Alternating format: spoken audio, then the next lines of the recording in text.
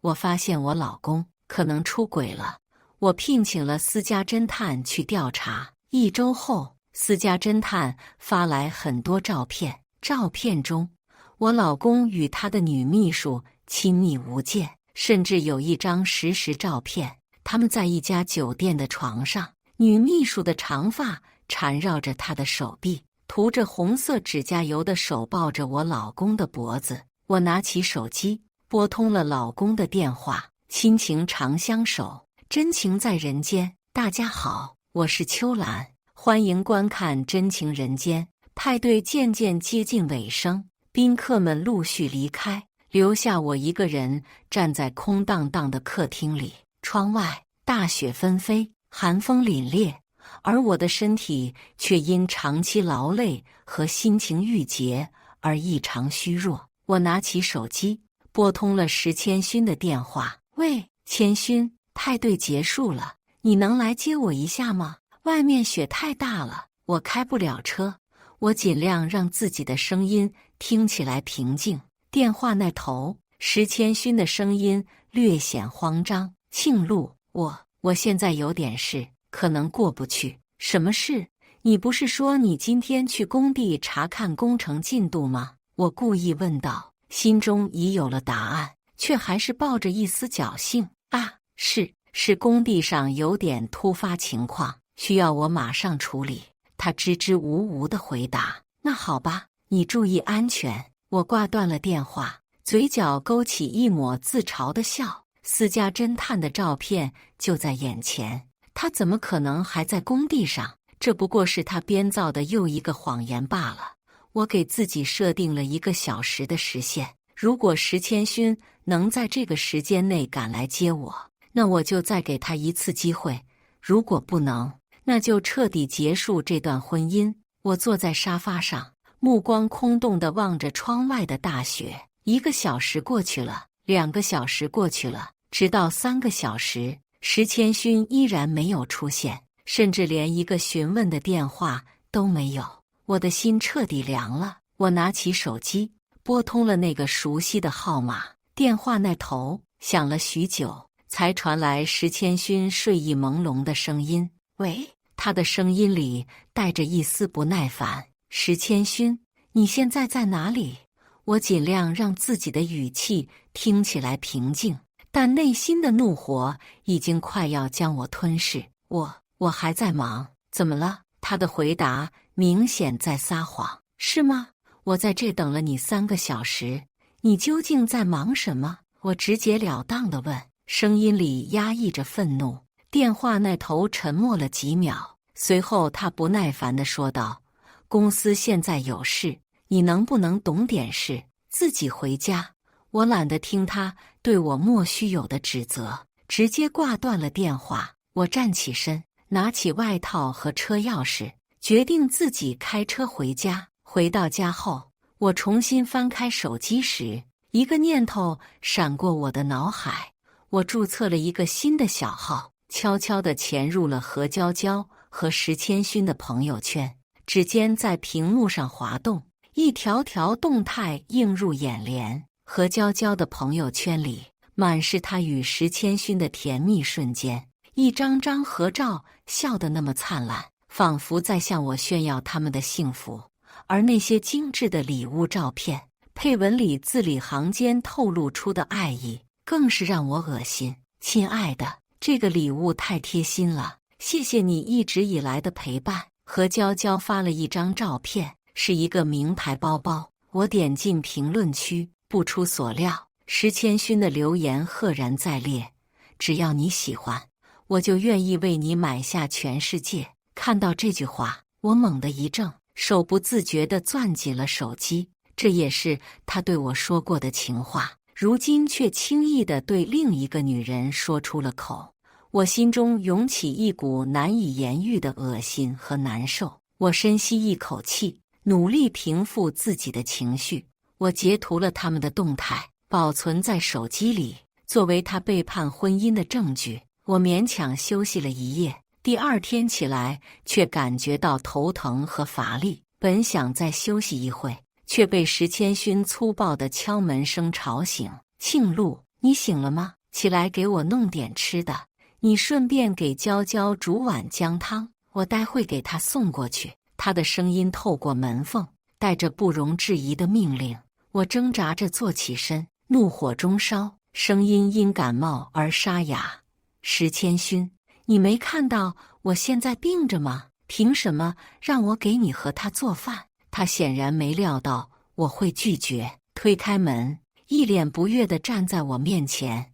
你今天怎么了？这么点小事都做不了？别忘了，今天是我们结婚纪念日。我冷笑一声，这所谓的纪念日对他来说，恐怕只是另一个可以炫耀自己家庭和睦的借口吧。纪念日，你怕是记错了，或者说你心里根本就没有这个日子，还让我伺候你和小三。石千勋，你真是太过分了。他脸色一沉，怒气冲冲地走过来。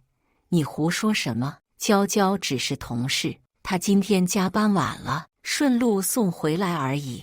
你别无理取闹。无理取闹！我指了指自己，感到一阵悲哀。我无理取闹？你看看你给我的惊喜吧。说着，我从床头柜上拿起他扔过来的小盒子，狠狠摔在他面前。他愣了一下，随即弯腰捡起盒子，打开一看，脸色瞬间变得复杂。盒子里那块我曾经爱不释手的玉佩静静地躺着。这是你一直想要的那块玉佩，我特意给你买的。他试图解释，但声音里已没了底气。是啊，我一直想要，但你买的却是何娇娇戴的那种廉价仿制品。我指着朋友圈照片中何娇娇脖子上的同款玉佩，你以为我不知道吗？你送给她的是真品，给我的却是假货。石千勋，你真是太会算计了。他脸色铁青，想要辩解。够了，石千勋，我打断了他即将出口的话。你已经骗了我很多次。我直直地看着他，他愣住了。石千勋愣了愣，突然上来摸了摸我的额头，试图转移话题。庆禄，先不说这个，你这样不行，我带你去医院。我摇头，试图抗拒这份突如其来的关怀。不用你管。但他显然没有理会我的拒绝，一把将我从床上拽起。听话，我们现在就走。他的语气不容置疑，仿佛我是他手中的提线木偶，只能按照他的意愿行动。坐在车里，我靠在椅背上，目光不经意间落在了车后座的真皮抱枕上。那个曾经是我最喜欢的抱枕，如今却被何娇娇画上一个刺眼叉号。我深吸一口气，努力让自己的声音听起来平静。这个抱枕。石千勋透过后视镜看了我一眼，脸上闪过一丝尴尬。哦，那个呀，娇娇不小心画的。她说会赔你一个新的。我冷笑，不小心，恐怕是故意的吧。我没有再多说什么，我已经厌倦了这段婚姻。到了医院，挂号、问诊、检查，这一系列流程我几乎是在半梦半醒间完成的。正当我准备离开时，石千勋的手机响了，是他那所谓的公司电话。我清楚地看到屏幕上的名字何娇娇。他接起电话，故意走到一旁，压低声音，但即便如此，我还是隐约听到了想你二字。几分钟后，他挂断电话，走过来对我说：庆禄，公司那边有点急事，我得先走了，你自己打车回家吧，注意安全。我点了点头，没有挽留，也没有质问，因为我知道这一切都是他的借口，他只是为了去见何娇娇而已。回到家，我躺在床上，望着天花板发呆，直到第二天清晨，一阵急促的手机铃声打破了房间的宁静。是石千勋，他邀请我去参加一个聚会，说是为了庆祝某个项目的成功。我知道，这不过是他想要在我面前展示他成功男人形象的一种手段罢了。我不想去，我直接拒绝了他。庆禄，你必须来。他的语气突然变得强硬，李艳和谢帆都在，你是我的妻子，出席这样的场合是你的责任。我沉默了片刻，脑海中闪过那次不愉快的聚会经历。那时的我就像是一个局外人，看着他们谈笑风生，自己却格格不入。但这一次无所谓了，反正都要离婚了，我决定不再退缩。聚会的地点是一家高档餐厅，一进门我就看到了石千勋和何娇娇站在一起，他们的笑容如此刺眼。何娇娇见到我，立刻热情地迎了上来，但那双眼睛里却闪烁着挑衅的光芒。哎呀，庆露姐也来了呀！她故意加大了音量，仿佛要让所有人都知道我的存在。好久不见，你和千勋还是那么恩爱呢。我冷冷地看着他，没有理会他的挑衅。聚会开始了，但我却被孤立了。何娇娇和她的朋友们故意将我排除在外，没有人为我准备座位。怎么，没人给你安排座位吗？一个尖酸的女声响起，是何娇娇的朋友之一。她故意提高了音量，让周围的人都能听见。我冷哼一声，是啊，不知道是谁筹备的宴会，连最基础的工作都做不好。何娇娇那个朋友面色一僵，还准备说些什么事。一个平时还算友好的朋友李艳走了过来，她脸上带着一丝歉意：“嫂子，真是不好意思，我没注意到你没座位，来，跟我坐吧。”我看了她一眼，正准备跟随李艳去她的座位，却被何娇娇拦了下来。“李艳，你怎么回事啊？那边不是还有空位吗？干嘛非要挤在这里？”何娇娇故意提高了声调，引来周围人的侧目。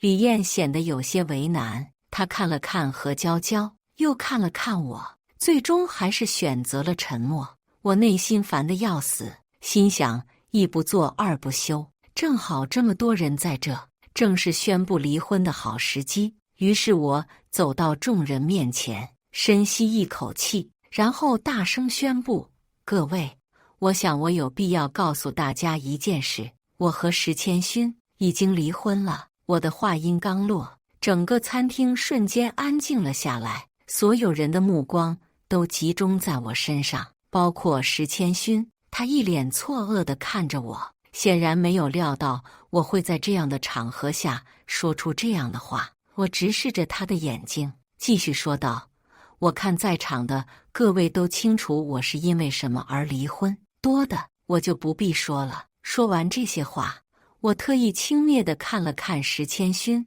又看了看何娇娇，看到他们两个面色铁青，我心里就舒服了。我转身离开了餐厅。离开聚会后，我收拾东西去了我用我自己的钱购买的另一套房子。第二天清，我直奔打印店，打印了一份离婚协议。当我拿着打印好的离婚协议回到家时，意外地发现石千勋正站在门前，一脸复杂的表情。“庆露，我们谈谈吧。”他的声音里带着一丝不易察觉的恳求。我停下脚步，冷冷地看着他：“有什么好谈的？昨晚的话，你应该都听得很清楚。庆露，我承认他们昨晚过分了，但你也不该那样对待我的朋友，尤其是娇娇。”他的语气中带着一丝责备。“朋友？呵，你们之间到底是什么样的朋友关系？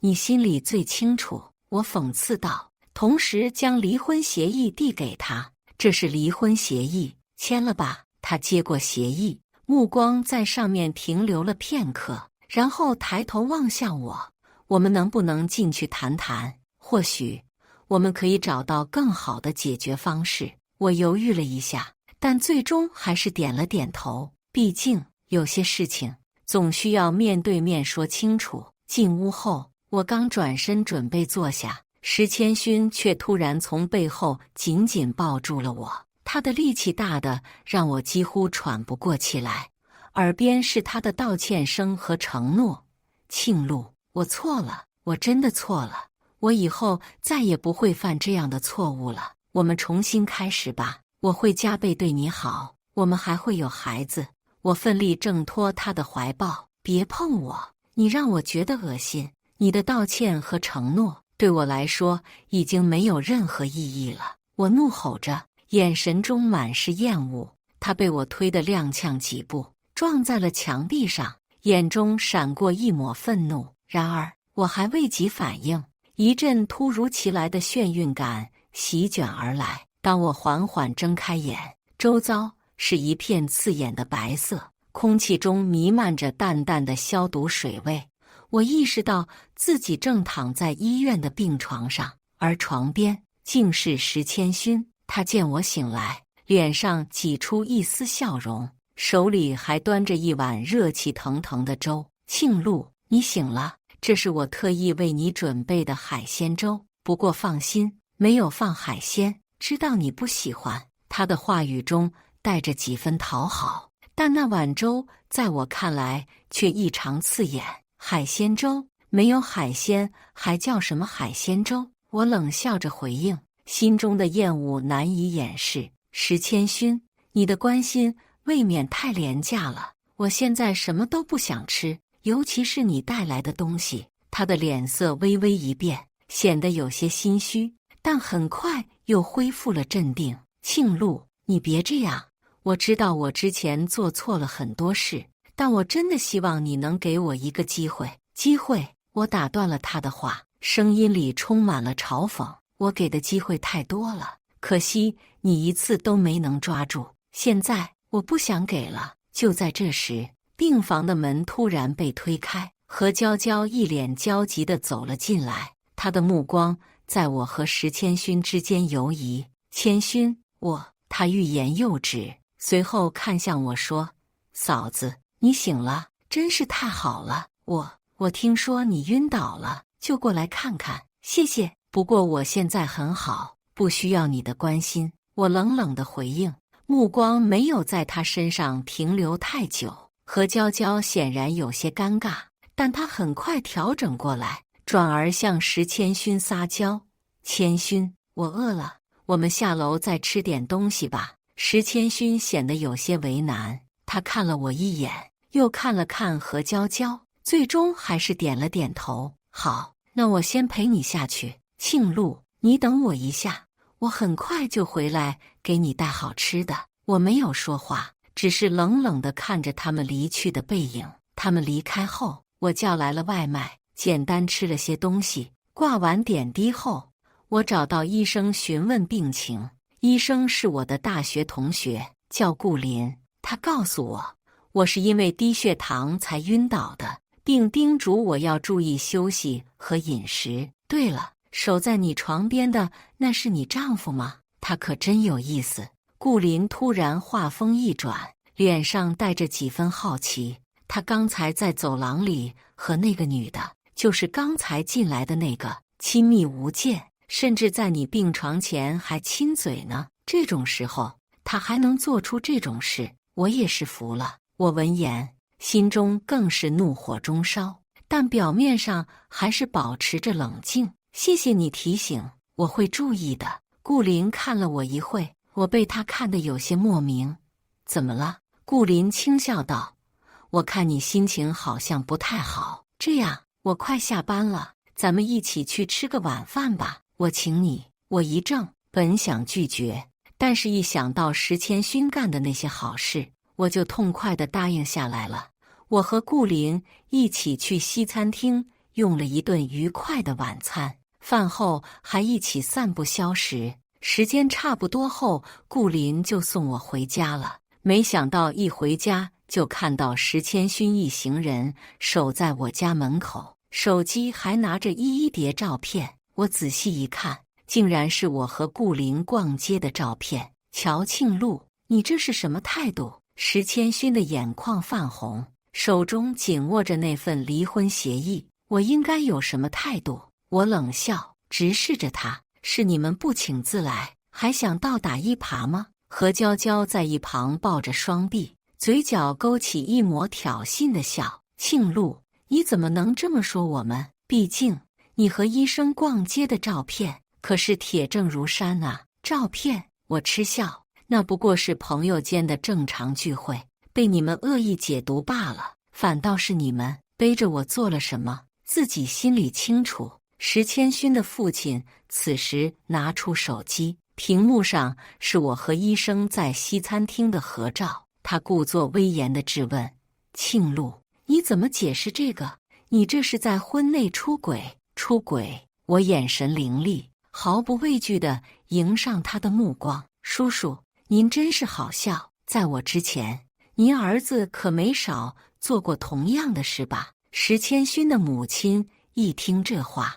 情绪瞬间激动起来，她指着我的鼻子，大声斥责：你还好意思说？结婚这么多年，你连个蛋都下不出来，让我们石家绝了后，你还有什么脸面站在这里？够了！我忍无可忍，大吼一声，整个房间都为之一震。我有没有脸面，不是你们说了算，我今天就要让你们看看，到底是谁没有脸面。说完，我转身走向卧室，从床头柜里拿出一个精致的盒子，那是我这些年来的战利品，揭露石谦勋真面目的证据。回到客厅，我将盒子重重摔在石谦勋面前，冷冷地说：打开看看，这些是什么？石谦勋颤抖着手打开盒子，里面是他出轨的照片、酒店的开房清单，还有他对何娇娇的转账记录。他的脸色瞬间变得苍白如纸。石谦勋试图辩解：庆禄，我是因为爱你才和你结婚。因为什么？我打断他：因为乔家的经济条件更好，能帮你们石家渡过难关，对吧？我冷笑：你以为我不知道吗？结婚前，你们石家的公司已经摇摇欲坠，是我父母看在你的诚意上，才答应了这门婚事，还给了你们一大笔彩礼，用来填补你们公司的亏空。你胡说！石谦勋的母亲尖叫着反驳：我是不是胡说？你们自己心里清楚。我从盒子里抽出一张开房记录，摔在他们面前。这些，还有这些监控录像，都是你们背叛的证据。何娇娇见状，突然跪倒在地，掩面痛哭：嫂子，你为什么要这样对我？我何谦勋是清清白白的，你非要逼死我才甘心吗？逼死你！我挑眉：何娇娇，你的演技真是一流，可惜我不是观众，不会为你的眼泪买单。你们俩的苟且之事，我早就一清二楚。我今天之所以把这些拿出来，就是要让你们知道，我乔庆禄不是软柿子，可以任你们随意拿捏。石谦勋此刻已经乱了阵脚，他上前一步，想要抓住我的手。庆禄，你听我解释。石谦勋的母亲见状，急忙站出来护短：庆禄，这都是那个狐狸精何娇娇的错，是她勾引了我们谦勋，她本性不坏的。哦，本性不坏，我讽刺地笑了。那请问，如果她本性真的不坏，又怎么会在婚姻中背叛我？又怎么会在我昏迷不醒的时候和别的女人做出那种事？石谦勋的父亲也试图插话，但被我打断：叔叔阿姨，我知道你们心疼儿子，但做错事就要承担后果。今天我不是来求原谅的，我是来结束这一切的。石谦勋终于鼓起勇气，试图再次解释：庆禄，我真的爱你，只是什么？我打断他，眼中满是失望与决绝。只是你更爱自己，更爱权势和金钱，对吧？你娶我不过是因为乔家能给你想要的，而现在你有了何娇娇，觉得我不再重要了，就可以随意践踏我的尊严和感情了吗？石谦勋的脸色更加难看，他张了张嘴，却再也说不出一句话来。何娇娇在一旁也是满脸尴尬与不安，她试图辩解，但声音却显得那么无力。庆禄，你误会了，我何谦勋。够了！我打断他，目光如炬。何娇娇，我警告你，别骗人了。你和石谦勋之间的那些破事，我比你们任何人都清楚。我环视四周，看着这一场荒诞的闹剧，心中涌起一股前所未有的愤怒与悲哀。石千勋，我再说一次，我们之间的婚姻已经没有继续下去的必要了。我的声音平静，他愣了一下，随即眉头紧锁。庆禄，你又在闹什么？我不同意。闹！我重复了一遍这个字，嘴角勾起一抹讽刺的笑。石千勋，你以为我是在闹吗？他的脸色微微一变，但很快又恢复了镇定。庆禄，你知道我是爱你的，只是有时候工作太忙了，忽略了你的感受，但我的心始终是在你这里的。他试图用甜言蜜语来挽回我，但那些话在我听来却是如此苍白无力。我摇了摇头，不再理会他的辩解。石千勋，别再用你的那套说辞来敷衍我了。这时，石千勋的母亲站了出来，她拉住了我的手，语气中带着几分哀求。庆禄啊，你听我说一句，男人在外应酬是常有的事，你得多体谅体谅他。要不，你们生个孩子吧，有了孩子，这个家就稳定了。他的话音刚落，一旁的何娇娇的脸色一下子就阴沉了下来，她恨恨地瞪了我一眼，突然一抹眼泪跑了出去。呜呜，我不活了！石千勋下意识地想要追出去，但脚步却在我冷漠的目光中停住了。他回头看了我一眼，试图解释：庆禄，我不是要丢下你，我只是不能做事娇娇出事。我淡然一笑，没有反驳，只是静静地看着他。石千勋，你走吧。他愣了一下，最终还是咬了咬牙，转身追了出去。我转过头看了一眼还待在原地的石千勋的父母，你们儿子都走了，你们还待在这干嘛？我翻了个白眼。石千勋的母亲咬牙切齿地瞪了我一眼，一边嘀嘀咕咕什么我迟早会后悔，一边拉着石千勋的父亲走出了我家。我随即用力啪的一声关上了大门，房间一下子变得安静起来，只剩下我一个人孤零零地坐在沙发上。就在这时，我的父母赶到了，他们看着我疲惫不堪的样子，心疼得几乎要哭出来。母亲的怀抱依旧温暖，我轻轻拍着她的背，安慰道：妈，别哭了，我真的没事，这一切都会过去的，我会好好的。父亲站在一旁，眼神中满是复杂的情绪，他缓缓开口，声音中带着几分沉重：露露，爸爸以前总想着劝和你们，以为那是对你好，但现在看来是我错了。以后无论你做什么决定，爸爸都支持你，永远站在你这边。我听着父亲的话，眼眶不禁湿润了。谢谢爸，我会照顾好自己的，你们别担心。送走父母后，我坐在书桌前，打开电脑，开始投递简历。几天后，我收到了几家公司的面试通知，我精心准备，每一场面试都全力以赴。然而，没过2天，石千勋又突然出现在了我的家门口。庆禄，我们不要离婚好不好？我可以养你一辈子，给你最好的生活，你烦不烦？我冷笑一声。石千勋，你究竟要我说多少次离婚？他的脸色瞬间变得铁青。庆禄，我知道我过去有很多不对的地方，但我真的在努力改变。他开口了，语气中带着一丝不易察觉的恳求。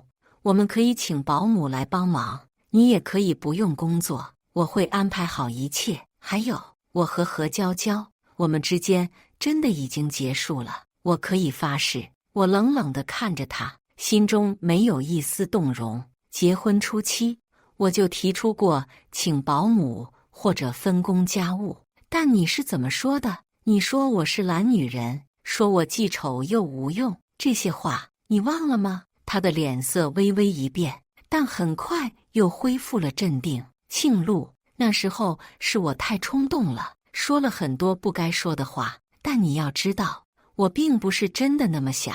他试图辩解，但我已经不想再听下去了。不是真的那么想，那何娇娇呢？你对她的态度又是怎样的？”他沉默了片刻，然后突然跪在了我的面前。“庆禄，我错了，我真的错了。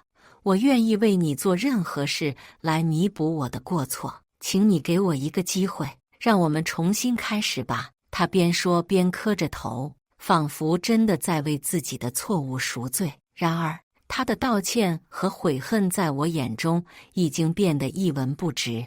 我拿起一旁的扫把，毫不犹豫地朝他挥去。“滚出去！你这个扫把星！我再也不想看到你！”我大声骂道。他被我打得连连后退，最终狼狈地逃出了我的家门。我关上门，靠在门背上，大口大口地喘息着。石谦勋依然固执地站在门外，他的声音透过门缝传来，带着一丝卑微的乞求：“庆禄，你消消气，怎么打我都可以，只要你能原谅我。”听到这话，我心中涌起一股难以言喻的恶心感，仿佛触碰到了什么肮脏的东西。“石谦勋，你觉得我还可能原谅你吗？你的触碰只会让我觉得脏。”我冷冷地回应，语气中没有丝毫的犹豫。门外的他似乎愣了一下，随即声音里多了几分愤怒与不甘。“庆禄，你怎么能这么无情？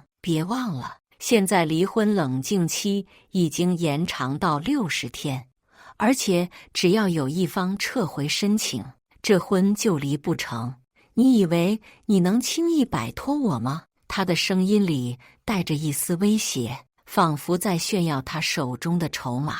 我深吸一口气，努力让自己保持冷静。“石谦勋，你以为这样就能绑住我吗？我告诉你，我乔庆禄从来不是任人摆布的人。如果你还有一点自知之明，就永远不要再出现在我面前。”正当我以为他会就此放弃时，他突然猛地一推，门竟被他硬生生地撞开了。他一步跨进来，眼中闪烁着疯狂的光芒，猛地抱住我，试图强行带我离开。我惊恐地挣扎，用尽全身力气推搡他，但他的力气出奇的大，我几乎要被他拖出门外。“放开我，你这个混蛋！”我尖叫着，双手胡乱地抓向他。在混乱的拉扯中，我不小心扯开了他衬衫的口子，一个醒目的草莓印记赫然出现在他锁骨上。那一刻，我的心沉到了谷底，厌恶与愤怒交织在一起，几乎要将我淹没。“你脏死了！”我尖叫着，用尽最后的力气推开他，指着那个印记怒斥道。他的脸色瞬间变得苍白，仿佛被雷击中一般。“滚出我的家！我现在就报警！”我怒不可遏地喊道，拿起手机准备拨打110。看到我的坚决与愤怒，石谦勋终于失去了所有的气势。他红着眼睛，然后转身逃也似的离开了。门关上的那一刻，我仿佛卸下了千斤重担，整个人瘫坐在地上。我没有给自己任何喘息的时间，立刻开始行动。首先，我删除了石谦勋所有的联系方式，然后我收拾了几件换洗衣物和生活必需品，连夜搬到了父母名下的一套闲置房子里。我心想，这个房子只有我和我爸妈知道，这样我就不会再被那个渣男打扰了。安顿下来后，我做的第一件事就是联系律师，准备起诉离婚的相关事宜。我告诉律师，我要争取自己的权益，我不会退让半步。我知道这将是一场漫长的战斗，但我已经做好了准备。然而，何娇娇突然找上了门。“乔庆禄，你这个破坏别人感情的小三！”她开口便是如此刺耳的话语。我闻言不禁觉得好笑又无奈，轻轻摇了摇头。“何娇娇，你搞清楚状况了吗？我和石谦勋的婚姻走到这一步，完全是因为他的背叛和你的不知廉耻，我才是受害者。”他脸色微变，但很快又恢复了那副嚣张的模样。“哼，你以为自己很清高吗？我告诉你，石谦勋，他爱的只有我，他迟早会回到我身边，而你不过是他生命中的过客罢了。我轻笑一声，眼神中满是不屑。哦，那真是恭喜你了。脏男人谁爱要谁要，反正我是不要了。你既然这么有信心，又何必来找我这个小三的麻烦呢？我的话像是一记重拳，狠狠地击中了他的软肋。他脸色铁青，正欲发作，却被一阵急促的敲门声打断。门外是石谦勋那熟悉而又陌生的声音，带着几分焦急与疲惫。石谦勋就出现了，脸色差得跟霜打的茄子似的，身上还带着股子酒味，不过被香水盖得差不多了。何娇娇想拉他走，石谦勋反而一巴掌扇在他脸上，并吼道：“滚！”何娇娇捂着脸，怨恨地看了我一眼，转身走了。而石谦勋一看到我，他那双眼睛突然就有了光。何娇娇说：“你在这儿，我终于见到你了，庆禄，我错了，我真的错了。”我退后一步，冷冷地看着他：“石谦勋，你来晚了，我们之间已经没有可能了。如果你是来签离婚协议的，我欢迎；如果不是，那么请你现在就离开，否则我叫保安了。”他愣住了，似乎没想到我会如此决绝。他张了张嘴，想要说什么，却又不知道该从何说起。最终，他只能低下头，默默地点了点头。好，我签。他拿起笔，手微微颤抖。签字吧，我催促道。他终于还是签下了自己的名字。签完字后，他站起身，眼眶微红，似乎有泪水在打转。